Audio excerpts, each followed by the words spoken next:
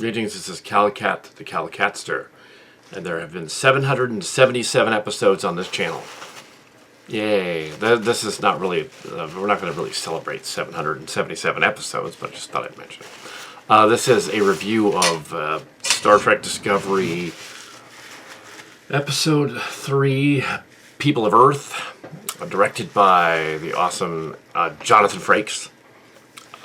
Starring, we were introduced to a new character and a bunch of another Wesley, basically. Like we need another Wesley. No, Wesley. Oh, that's all right. Yeah. Will Wheaton, he knows it. You know. His character wasn't very Sue. Anyway, yeah. The half-trill sort of girl who's like supposed to be 16 in the story. So she's basically the Wesley. She's also sort of a goth-looking kind of character. Trek Yards almost gave away some of the scenes. Trek Yards almost gave away some of the scenes in this, and it was kind of funny. Yeah, so basically the crew decides to head to Earth. Basically, it's a bottle show. It's entirely a bottle show. They make it look like in the preview that there's going to be some sort of like visit to Earth. Well, it's a bottle show. Spoilers. Means it's set mainly on the ship. They go to Earth, which has been. They head off from the planet. We were told some things about Booker and Burnham's ship and their year that they were stranded. It's 3189. We're told some other things about that. And some more character development from a little bit of Giorgio thrown in there, being snarky and evil. You wouldn't think that would matter anymore. They're thousands of years in the future, 900 years in the future. So yeah. You would think also that the Earth defense people that they encounter would know immediately, oh, this ship is actually from the past. But apparently they're, yeah. Also, their Halo-type, Reach-type guns are clearly taken from video games. But yeah. A little bit of Warhammer in there too. Yeah, there was a pirate raider who was attacking them. He was basically a raider. I'm not going to give that away. That would give away a good twist. Kind of like the twist. It was really obvious, and the raiders were basically fighting because their planet was damaged. So they didn't know because they weren't talking to each other. And the whole idea that Paramount does, that Starfleet starts to get back together to cooperate again.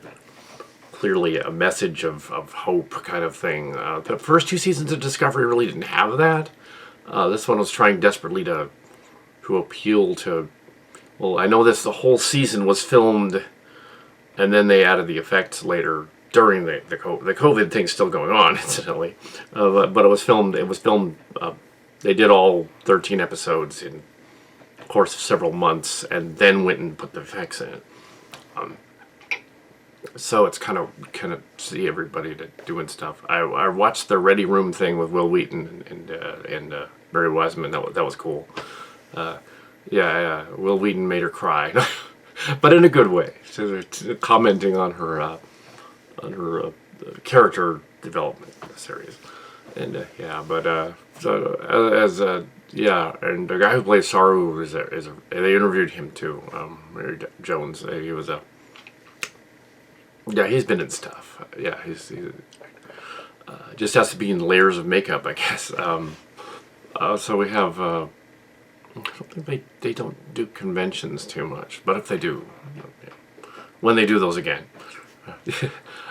we'll go. Yeah. So yeah, you can ignore all the haters online because season 3 is actually good. Season 3 is actually Star Trek.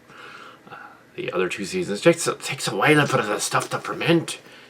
To quote McCoy from Star Trek 2, it takes a bring a border case over the border, and then it takes a while. 2280. Oh, it takes a while to ferment. The joke being that it was 3 years old because it was 2385 in the story. Anyway, 2285 in the story. That 3 years old. 3-year-old Scotch, basically. It's space Scotch. Romulan ale is space Scotch. Okay, anyway, space ale. I've had Romulan ale, as a matter of fact. It wasn't illegal at the Star Trek experience. Actually, it was kind of a light beer over there. Yeah, it wasn't really... I'm thinking ale would be more frothy, and yeah, it wouldn't look like light food dye blue. It would be like more darker. Be like a lager, I would think, Romulan ale. Be like, yeah. Put the green food dye in some lager. Anyway, but yeah. And then blood wine would, of course, be red food dye in grape juice. That's what it was. Cranberry juice. That's right. Cranberry juice. So the cranberry wine is blood wine. So if you want that, that's what blood wine is. Bro cake blood pie is just a berry pie. But they say blood pie. Ah, it's just berries. Anyway, so yeah, there was a lot of good references to Star Trek. Jonathan Frakes knows how to handle the characters. His first outing was with the Mirror Universe characters. Early on, the first season, there's a lot of nods to the Earth defense system, the United Earth, that kind of thing. The African American lady, or possibly just African lady, that shows up and says, "Oh, the Earth is a sanctuary planet. Nobody can go there because of the pirate raids." I guess, even though they should have been able to figure that out there in the future, that it's we can't give away the twist. Dang it! Track yards, you can give away the twist. No, don't do that. But yeah. The raider wasn't me. No, I wasn't playing. But yeah, part of Canada apparently stood in for Starfleet headquarters at one point. But they put the Golden Gate Bridge superimposed in the background. After 1,000 years, will that thing still be around? My goodness. So the Star Trek story, they built up a defense grid. There's an African lady in charge of the defense grid. That makes sense. Africa survived. Also, she's basically Sassy Geneva from Space-Time I, and the planet is basically the Starcrackers version of Earth, with United Earth. That's the National United Terran Stars. Else,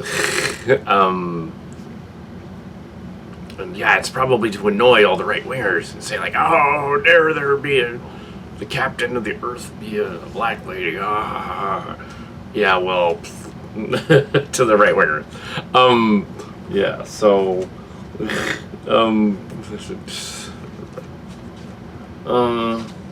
yeah, there's no references to anything political in there. They just kind of imply it. Of course, they'd be triggered at a Midnight's Edge and Doomcock. They'd be triggered, but no one else would be, really.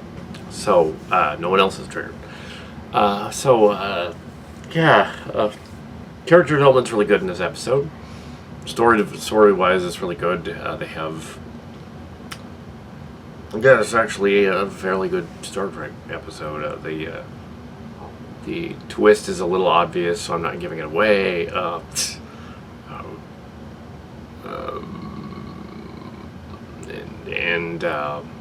Yeah. And there were comparisons to some of my other stuff. Which later on will come out and they'll say like, "Wait a minute, you're ripping off Star Trek Discovery." No, it's the other way around. Just like when the Lord of the Rings was written as books, and they went, "Well, I'm nothing like Tolkien," but when Lord of the Rings was written as books, and then they made movies out of them, people thought, "Oh, it's ripping off Star Wars." Even though the first Lord of the Rings cartoon came out before Star Wars, and the second one really doesn't. There's like. The idea of a wizard and apprentice is, that's not ripping off Star Wars. That's just classic sci-fi tropes. It's like that's the hero's journey. That's all of Lord of the Rings. It's the hero's journey, and Hidden Fortress. This ties in. It's kind of another hero's journey. Booker can put his ship inside the shuttle bay. Trek guards guessed that.